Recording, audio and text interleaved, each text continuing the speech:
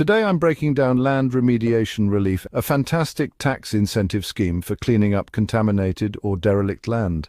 Think of it as a way to get significant tax deductions up to 150% of the costs incurred in cleaning up contaminated sites and buildings.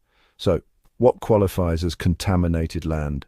Well, it includes any land affected by industrial activity that could cause harm. This covers decontamination measures like removing contaminated soil and water, treating harmful organisms, and even taking care of invasive plants like Japanese knotweed. Think asbestos, radon, and buried structures too, who can claim this relief. Commercial property owners, investors, and developers. Basically anyone involved in property investment and development. You're eligible if you're dealing with contaminated or derelict land acquired from a third party. Now let's talk about what constitutes land contamination. Contaminated land poses risks like death or injury to living organisms, water pollution, and structural damage to buildings. Interestingly, land isn't considered contaminated just due to the presence of living organisms or decaying organic matter. And what about derelict land?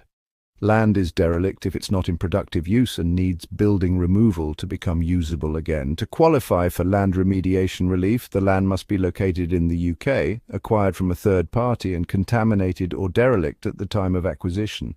Plus, the acquisition price shouldn't be discounted due to contamination, and the company must conduct qualifying remediation activities.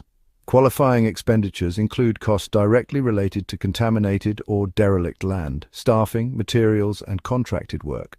Both revenue and capital expenditures qualify, as long as the company elects to deduct them when calculating taxable profits.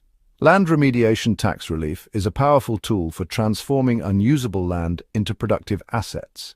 It promotes environmental sustainability and economic growth.